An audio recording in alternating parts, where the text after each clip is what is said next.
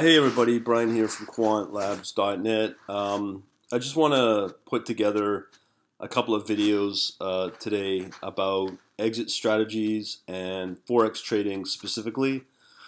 The first one, I was at a meetup last night at one of the educators in the west end of my city. Had about, I think it was up to 16 people that showed wanting to learn how to do trading with forex. As well as there was a demo of an indicator to showcase the strength in one particular currency, which they use to give what the professionals would use a short or a long bias on that currency, and then combine it with another currency to do their trades. So I asked, what does the phrase, particularly one currency, what does it mean when it strengthens? What sort of indicator or math are at work here, and give me the details? So two people gave me quite an interesting story, and this is what I love about this community, be it from YouTube, which I'm hoping that you guys comment on further with this video. That's why I'm doing it, so I can learn from it, and also further on my Facebook as well. It's just about dialogue and learning collectively.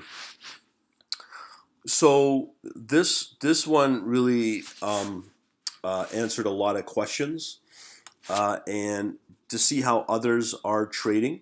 Some of them I don't know. Some of them may be multimillionaires for all I know, and I do know quite a few that make quite a bit of money in the world of forex. And the thing is, with these guys out there yesterday, wanted to be like them, but they just don't have the skills or the time or the capacity to deal with the hard knocks of actually implementing automation into their trading and fully understanding end to end on how forex markets move and why they move and how and why they price the way they do.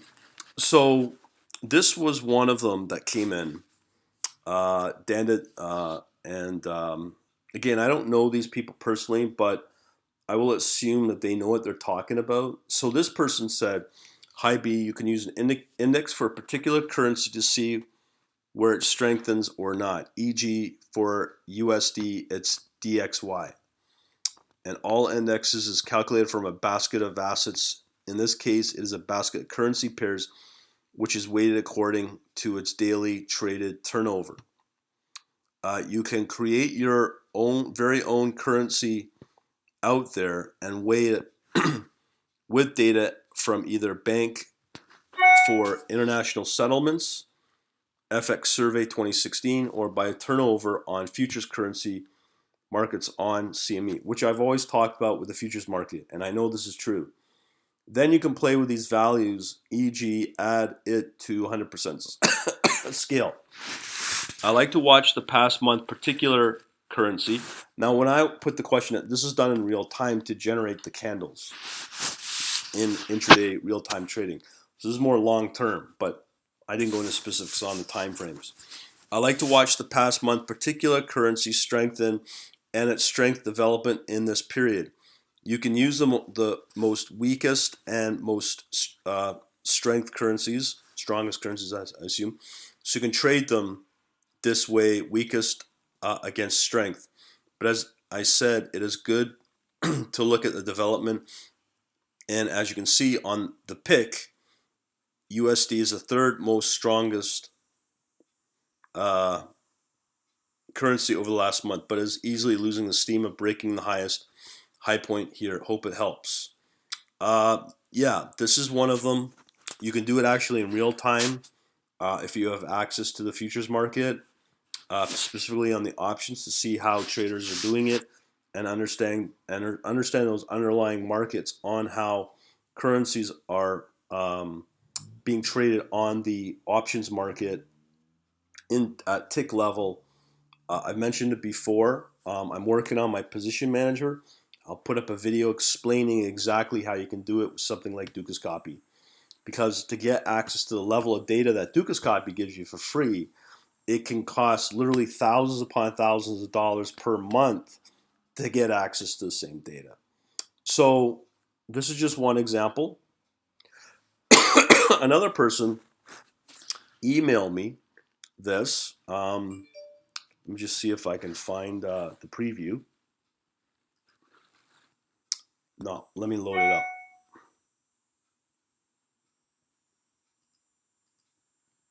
Okay, here's the second one, the second answer. And you can see the amount of content people are typing up here. So here's how it works out.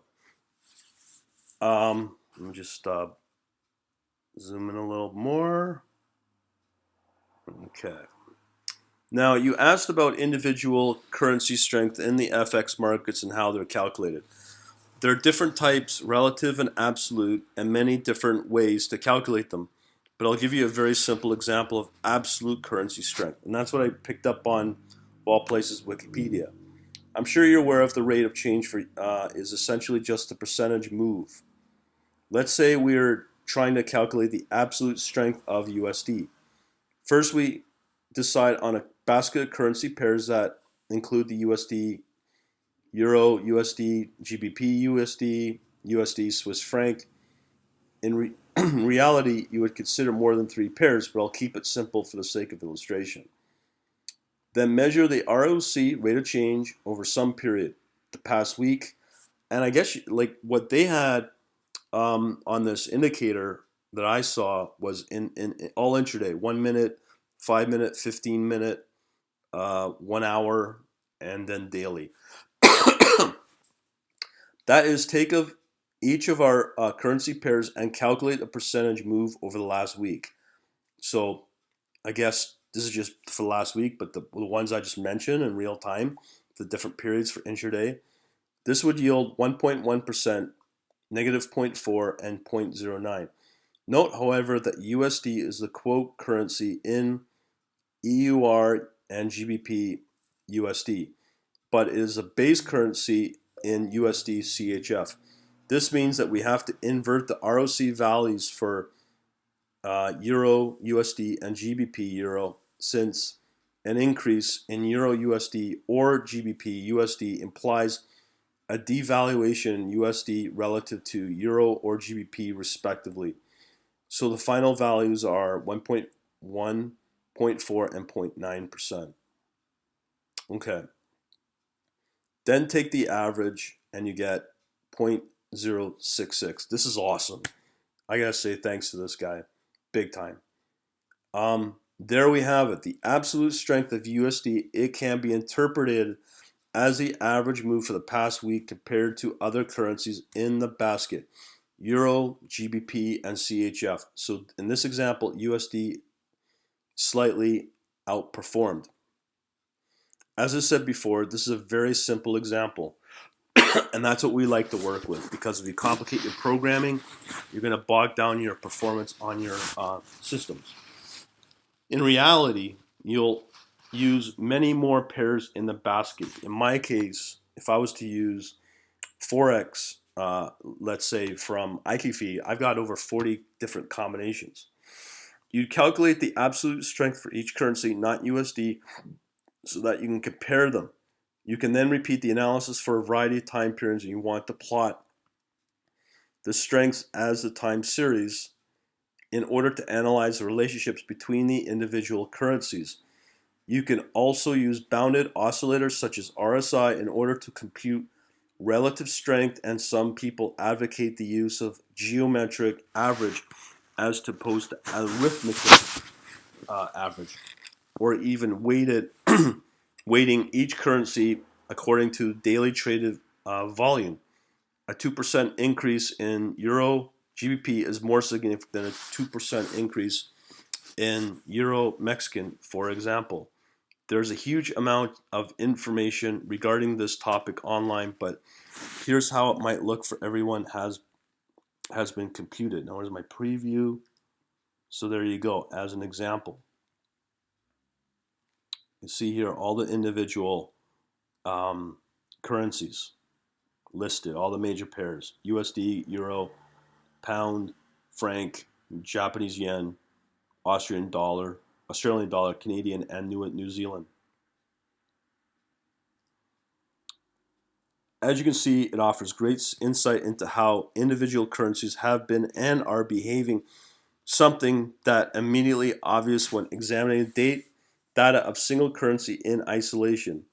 In this image, you can see the euro has been the best performing currency during the past year and Japanese yen the worst. So let's check that out.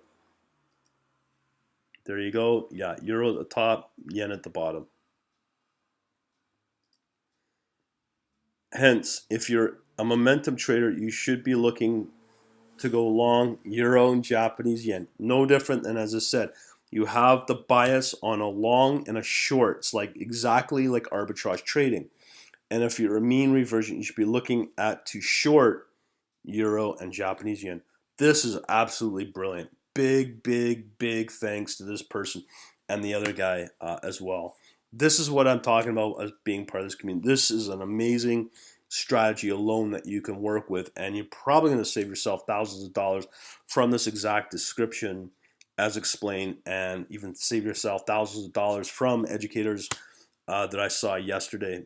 And he was saying that people are charging $3,000 a year. Sorry, yeah, $3,000 a year. So you want it again, and on a subscription basis, pay up again. But this is pretty well the logic that you would need in your strategy or programming to make this happen. Pretty awesome. Thanks so much. Later.